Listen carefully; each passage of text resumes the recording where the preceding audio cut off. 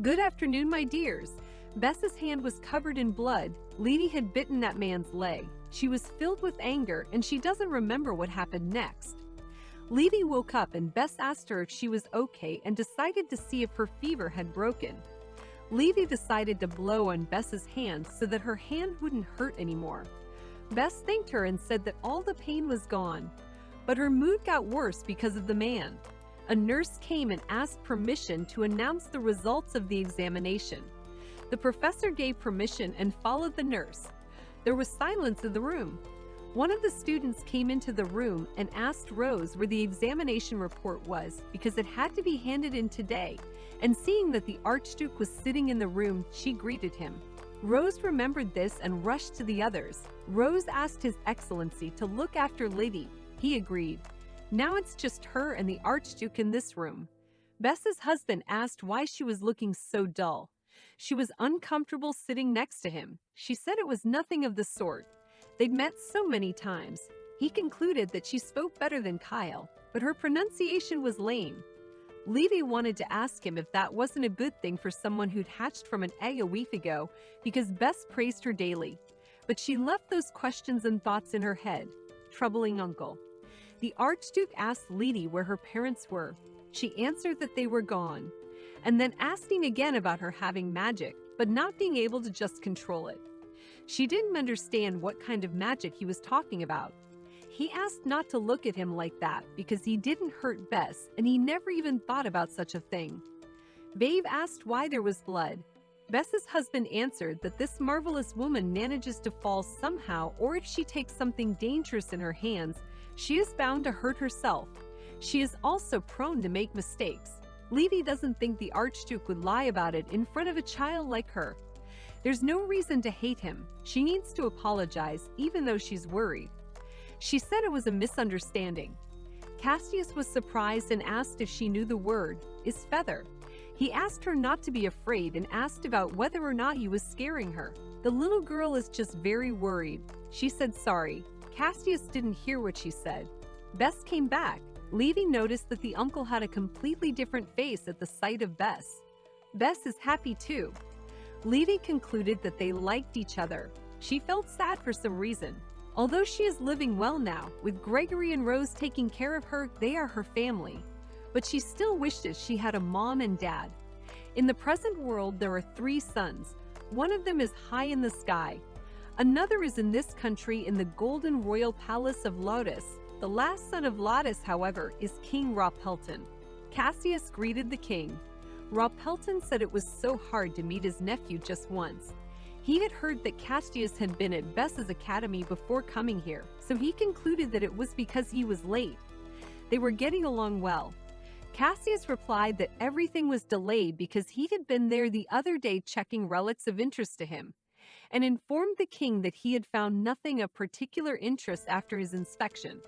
Ropelton was surprised and replied that he thought there would be some news in the report.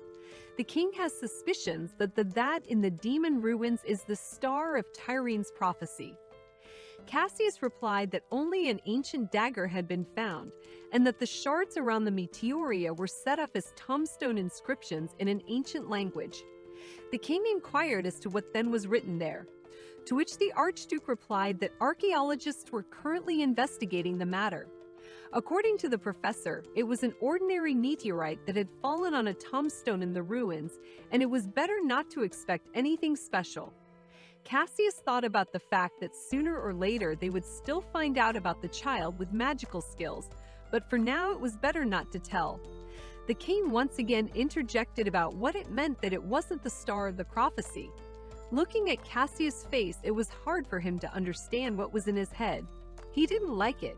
He turned to Cassius and apologized for immediately summoning him here to negotiate after his long journey.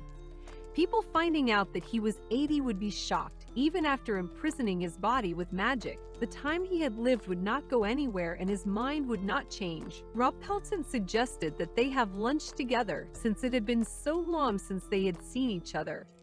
Cassius replied that he appreciated his concern, but he had to refuse because he had to go to the mansion. The king replied that Cassius was always busy with his work, but that he had to give himself a rest. Cassius said that there was a flood in the territory, that he had to check everything, and that he was sorry. When he saw his face, Rob Hilton thought he wasn't sorry at all. In that case, they will see each other next time. The king asked him to bring Bess and his 3 sons with him. The academy. Rose asked about Letitia. It was vacation time at the academy. Rose kept going on and on about how they are on vacation and Letitia will be here alone for 2 whole weeks because she's worried. Letitia thinks she is embarrassing everyone. Rose is going abroad for 2 weeks. Gregory is busy moving. Everyone has their reasons, and in the end, there's no one to take care of Lady. Then Bess decides she'll be in the lab all vacation so they can go on vacation and not worry. But Rose appealed to the professor that she hadn't been back to the mansion in a while and her kids missed her. Lone decided to take a chance and asked that maybe they could trust her to him, since he wasn't going anywhere since his parents were all away.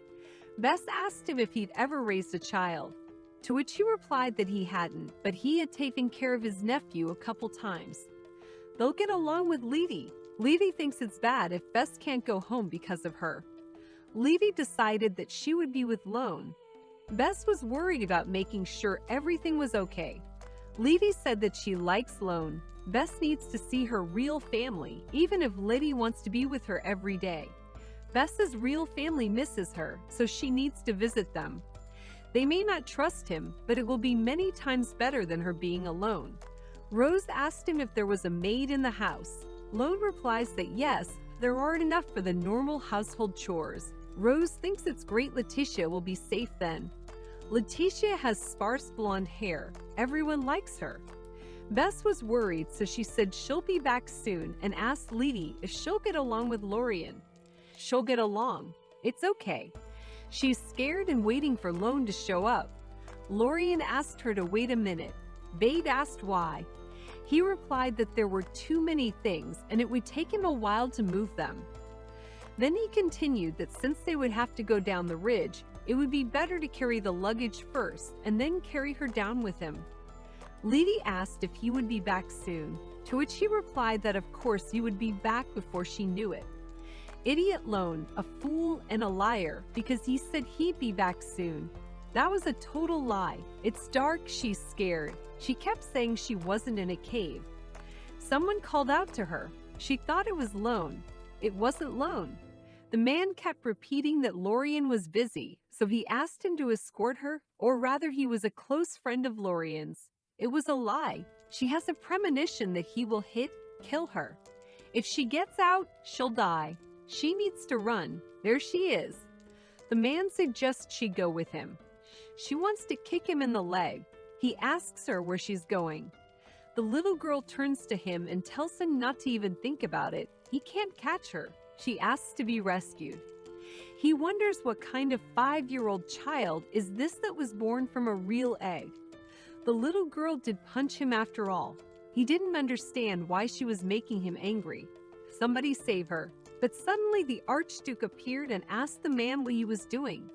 The man said he was a student here and some kid was trying to steal important data. Cassius asked if the academy teaches you to slap children when they misbehave. If this is true, then we need to shut down the institution. He will be expelled anyway, but there will still be a problem for the academy. The Archduke asked about the name of the professor who was teaching him. Levy managed to escape. Cassius said that he should not think about the child and decided that he would take him to the professor immediately. In the meantime, Lone had found Lady. She asked him where he had been and why he had only come now. He apologized and explained that he had to go back and forth twice because of his luggage, so he hurried back, but she was already gone. He suggests she go, but she was confused by one fact, that how he knew where she was. She didn't tell him where she had gone. It was like he was following her. But Lorian didn't know what she was talking about and explained to her that he knew where she could go. But it was Levy's first time here, and since it was dangerous outside, she wasn't going to go out. He asked her not to make trouble. Lone wondered how the little girl fell for it at all. He is sure that a baby hatched from an egg is special. She is in a lot of pain and scared. The apprentice drags her through the underground passage because that way no one will see them. The baby doesn't want to be in the dark again. The imp appeared and ordered him to put Letitia down. He'd had thoughts of doing so when he saw the Archduke, but he didn't think the professor would really come either.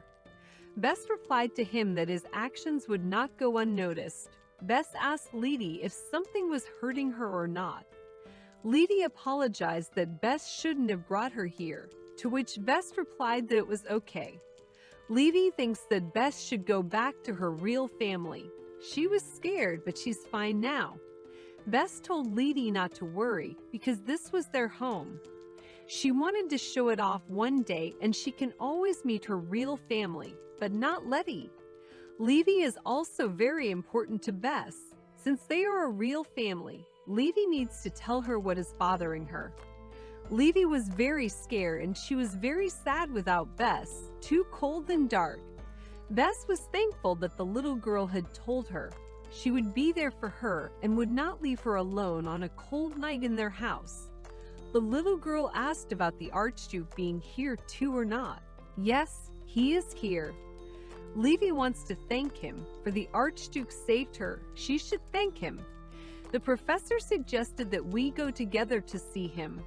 The boy didn't understand why, because it's his birthday and the puppy isn't here. He misses his brother, so he asks to be put down. Being a family is hard. Bess didn't understand why their Kyle was so upset. Kyle asks for his parents to send her back. He hates it. His father told him to stop. Kyle explains that Letty is not his birthday present, to which Cassius replies that this child is not his present.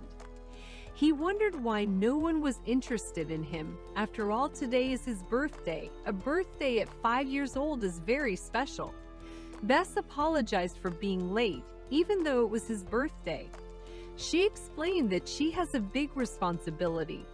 His mom asks him to show the abilities that have been awakened in him for the day. Leedy ran up to Kyle and said with admiration that it was just amazing that he had fire in his palms. The boy was confused. Kyle asked Leedy what her ability was. The little girl replied that she didn't have any. Leedy noticed that something had changed in his behavior. He concluded that since she had no magic power, she would not be able to make a light like his. Bess intervened and explained to Kyle that not everyone has magic power. She had told him that the other day. Only a select few are born with it. It's a blessing for a person, but sometimes it can be a poison to them, and on top of that, it's bad to compare yourself to others. But Kyle couldn't stop talking about magic, because you can't do that without it. Dimitri decided to introduce himself to Leedy first. He replied that she had a beautiful name and was glad to meet her. The older man asked about the fact that Letitia will now be living with them and she won't be staying for a few days. Kyle is against it, and Demetrius doesn't dare to oppose mom and dad's decision, and he's even glad that now they have a baby sister. He only has 2 younger brothers, so he's very happy with her. He's scarier than her after all, and she doesn't know how to show respect. He asked her that if she is interested in learning, he can tutor her, because he likes it and he is a good student himself. Kyle can't do that anymore because he thinks he's not welcome. He hates her, his brother, his mom, and dad too. Leedy concludes that Kyle is having a hard time and doesn't like her. The Archduke asked Letitia not to worry so much, for that child is always jealous at first. And he may be rude now, but he is not a bad man. They will get along. But Bess asked the little girl that if she didn't want to, she could refuse, for it didn't matter if they or that child were comfortable, but she could take her to any place Leedy wanted at any time. But Leedy likes Bess, and the Archduke is nice too. A fake family, but even in it, the relationship is warm. How nice. She's been used to it for a long time, but now she only longs for a real family, even though she realizes she wants a lot. Before she gets attached to them, must leave this place before it's too late. Bess says that Levy is very dear to her too and asks her not to upset her. That's hard. Well, that's it for today. From now on, Helen will take care of Levy. Bess wants to dye her hair, but she doesn't know if red is the right color for her. To which her husband asked about it bothering her or not. But there is something else that Bess was worried about, is whether or not she will be able to fit in here. Demetrius approached his mom and said that he would go comfort Kyle. To those words, she replied that he was always so helpful. Bess suggested to Cassius that she could put a restraining magic spell on Letitia until her power stabilized. Her husband interjected about whether he had understood correctly which spell he was referring to. They don't know how strong her magic is, and it would be better if no one knew. She wants the little girl to stay hidden, at least until she grows up. Just remember to dye her hair. Even if she's careful, one day the Emperor will want to see her. Bess understands this as well as anyone, since they have so suddenly decided to adopt a child. Cassius offered to make up a story about her. Even if he becomes more majestic than the king himself, he doesn't mind having a secret behind it. She thanked him for that. This was her bathroom. She thought that was what was expected of an archduke. If she became as distinguished, she would have it all too. Helen informed her that by order of Mistress Bess, starting today, she would have her hair dyed. The little girl thought it was because she looked like Bess's own daughter. The nanny is very happy that this dye is not harmful to her, and soon she will get used to it, as they will do it often. Lady can't even see her own hands. Helen hadn't seen hair like this in a long time. The last time was when she was 8 years old. Enough time had passed. Now this color has remained in the history of the royal family. If Helen was 8 years old, then this story is very old. She was so excited that she was completely dumbfounded. The Archduchess would tell her all about it later. Such a little babe needed to grow up safe here. Levy wondered about the royal family in the story, and so they decided to dye her hair. She doesn't know anything about herself. Bess probably knows more than she does. Archduke Cassius is already in the know, and so is that kidnapper. She was anxious to hear back from someone. The nanny couldn't get enough of the little girl and her new hair color. Someone had reached out to the baby like a star, a lost ray of light, and Lady didn't realize who it was. She had saved the baby so that she could save countless souls, but her body was not yet ready to accommodate the immensity of the soul. And because of that, the baby was able to escape the darkness, and even if she encounters it, the darkness won't consume her. This is her chance to learn something. She asked about being in the baby's body, why she was reborn, who she was, because she was definitely dead. To which the image replied that the baby has to remember herself. That's all she can do for her. She was sorry. Then went on to say that the more Lady strives to learn the truth, the more she will understand why she was reborn. Everything will fall into place, but for now it's early. There is no need to rush, move gradually. After that, she needs to protect the little defenseless souls from the darkness. Even if she falls into despair, hope will make her move on. Even if her loved ones are far away, the little girl will protect them because she is a special child. Image has given her a shield that hides her and will be her weapon. She needs to go to the last. The little girl's consciousness is getting cloudy. The Archduke asked about checking if he had checked and asked them to narrate. He asked who else was involved besides Count Cheston. The aide replied that it was unknown. The Count was so blinded by power that he sold his own daughter.